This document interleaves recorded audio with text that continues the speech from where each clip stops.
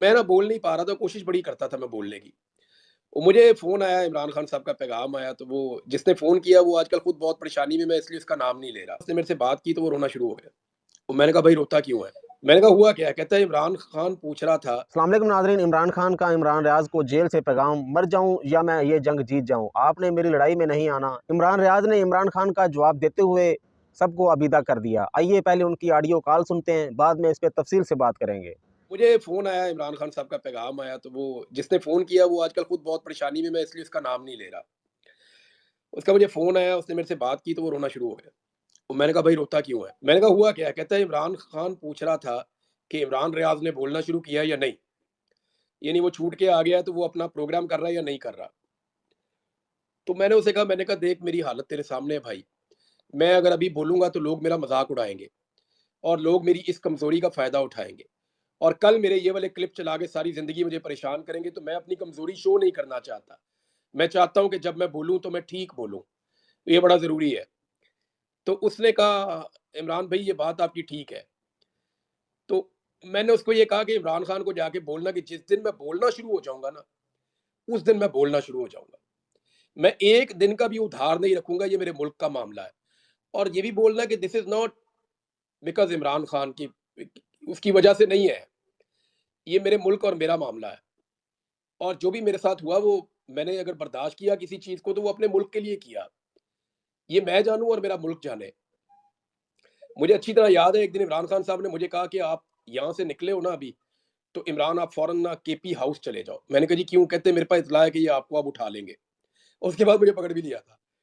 तो मैंने इमरान खान को मुझे इमरान खान साहब इस बात की गवाही देंगे, अल्लाह ताला उन्हें ज़िंदगी दे, वो बाहर आएँगे, वो गवाही देंगे। मैंने इमरान खान साहब को बनी गाला से मैं निकल रहा था, तो और भी सहाफ़ी थे, तो मैंने वहाँ इमरान खान साहब को साइड पे मुझे ले गए, उन्होंने कहा, "आप ना अभी केपी हाउस चले जाओ, जब तक हालात ठीक नहीं होते, फिर आप यहाँ से मूव कर जाना।"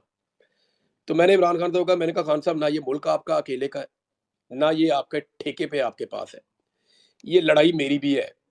तो मैं जानूँ और मेरी लड़ाई जाने, आपने मेरी लड़ाई में नहीं आना।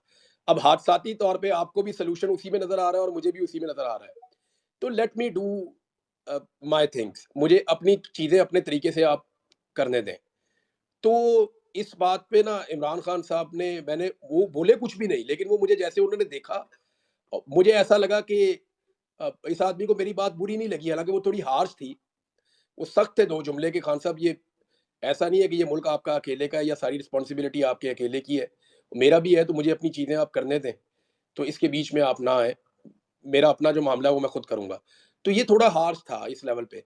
लेकिन और एक तरह के इस तरह से मैंने उनको कहा था कि यार यानी आप पॉलिटिकल आदमी हैं, आप अपना काम करें, मैं अपना काम करूँगा। तो मैंने देखा उस उनको बुरा नहीं लगा। मैंने महसूस किया उनके चेहरे के तासुरात से। मुझे लगा कि शायद उन्हें ये बात बुरी नहीं लगी बल्कि उनको ये बात अच्छी लगी कि यार ठीक है, वो अपनी लड़ाई खुद लड़ना चाहता है। उसके बाद मुझे इमरान खान ने कभी भी ऐसा कोई ऑफ़र नहीं किया, कभी भी नहीं किया। और हालाँकि बहुत बुरा वक़्त आया, मैं पकड़ा गया, बार-बार पकड़ा गया, 9 दफ़ा मैं गिरफ्तार हुआ। 6 दफ़ा तो मैं तब गिरफ्तार हुआ जब इमरान खान साहब बाहर थे। फिर मुझे अगवा कर लिया गया। मुझे पता चला बाद में, अब मैं जब अगवा हुआ हूँ तो उन 5 महीनों में क्या होता रहा मुझे कुछ पता नहीं है। मैं अभी भी वीडियोज़ निकाल के और खबरें निकाल के पढ़ता हूँ तो मुझे पता चलता है कि उन दिनों में क्या हुआ था। मैंने अभी थोड़े दिन पहले देखा कि इमरान खान ने मेरे हक़ में आवाज़ उठाई थी और वो मेरे लिए बात करते थे।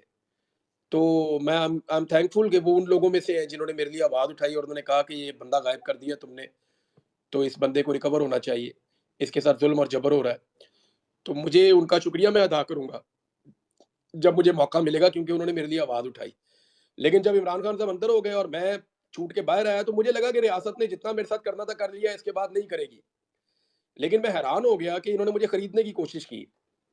इलेक्शन से 11 दिन पहले मुझे पैगाम आया कि बहुत बड़े-बड़े ऑफ़र्स करने का और वो डायरेक्टली जो है वो डायरेक्ट नहीं था, उन्होंने बीच में कोई बंदे डाले थे, जो बंदे मेरे पास पहुँचे, उन्होंने कहा जी ऐसे कर देते हैं, तो उन बंदों की ठीक-ठाक मेरे से बेइज़्ती हुई। और वो ऑफ़र अगर मैं आप लोगों को बताऊँ तो आप लोग हैरान हो जाएँगे कि हाउ इज़ इट पॉसिबल, इतने पैसे तो एमएनए को नहीं देते खरीदने के लिए। तो मैंने उनको इनकार किया, मैंने कहा जी नहीं मैं अपना काम करूँगा और उस दिन से मैंने फिर अपना काम शुरू किया, 11 दिन पहले इलेक्शन से। और मैं इस दिन का इंतज़ार कर रहा था कि जब मैं ठीक बोलूँगा तो फिर मैं बोलना शुरू करूँगा।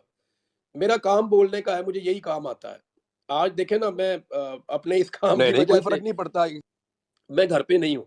मैंने, मेरे बाप ने, भाइयों ने बड़ी मेहनत से घर बनाया था। हमारा अपना घर नहीं था, हमने बड़ी मेहनत की थी। यानी हम, अल्लाह का शुक्र है सब ठीक था, लेकिन हम अपना घर, अच्छा बड़ा घर बनाना चाहते थे। तो हम बाप-बेटों ने बड़ी मेहनत की, बड़ी कोशिश की और सबने मिलकर घर बनाया, बड़ा घर बनाया। तो आज उस घर में कोई भी नहीं रहता, सिर्फ़ मुलाज़िम है। हमारे पास एक जंगल में हमने ज़मीन लेके वहाँ पे उसको सैराब किया, वहाँ पे अपना फ़ार्म बनाया। आज वहाँ कोई भी नहीं रहता, सिर्फ़ मुलाज़िम है 1-2, और वो उसका एक हिस्सा हमने बेच भी दिया बहुत बड़ा।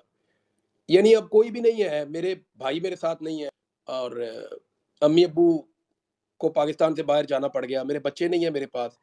तो ये सारी चीज़ें मैंने, लेकिन मैं, मेरा काम बोलने का है ना, वो मैं छोड़ नहीं सकता। वो मेरी, ऐसा लगता है कि 15-16 साल मैंने, 16-17 साल हो गए हैं मेरे, नहीं 1 मिनट ठहरें, कितने हो गए? 4 और 4 8 और 18 साल हो गए। 18 साल मैंने जो काम किया है वो अब छूट नहीं सकता। मेरी ज़िंदगी इसके साथ ही गुज़र जाएगी। मैं यही काम करता रहूँगा। लेकिन आप लोगों को मैं एक चीज़ बताऊँ, कभी आपका अगर अ, मैं रहूँ ना रहूँ, मेरे घरवालों से आपका जब भी कभी अ, राब्ता हो ना, तो उनका शुक्रिया अदा कीजिएगा और उनकी इज़्ज़त कीजिएगा। वो मैं आपको इसलिए कह रहा हूँ कि उन लोगों ने मुझे एक दफ़ा भी नहीं कहा कि तेरी वज़ह से ये हो गया। उन्होंने मुझे एक दफ़ा भी नहीं कहा कि उनको रिग्रेट है किसी बात का।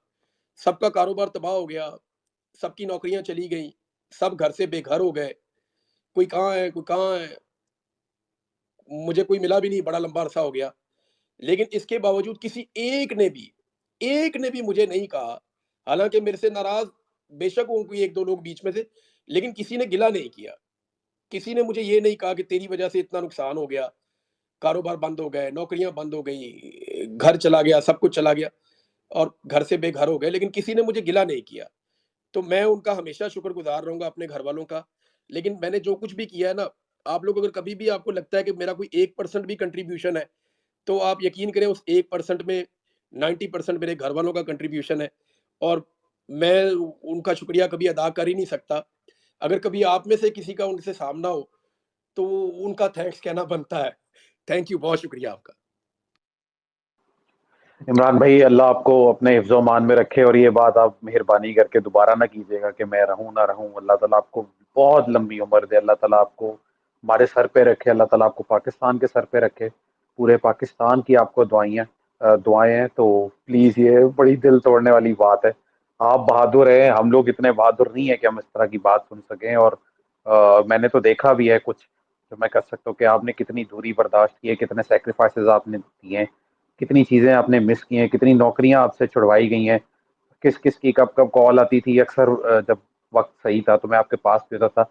तो लेकिन ये खुदारा, आपको पहले हमने 5 महीने लूज किया है, अब जो है हमें नहीं है कि हम आपको सोच भी सके ऐसा। तो अल्लाह ताला आपको बहुत लंबी उम्र दे, अल्लाह ताला सारी मुसीबतें जो है वो आपके सर से हटाए। इंशाल्लाह भाईजान, अच्छा वक्त आएगा और बहुत ज़रूर आएगा। ये मेरा यकीन है, मेरी दुआ भी है।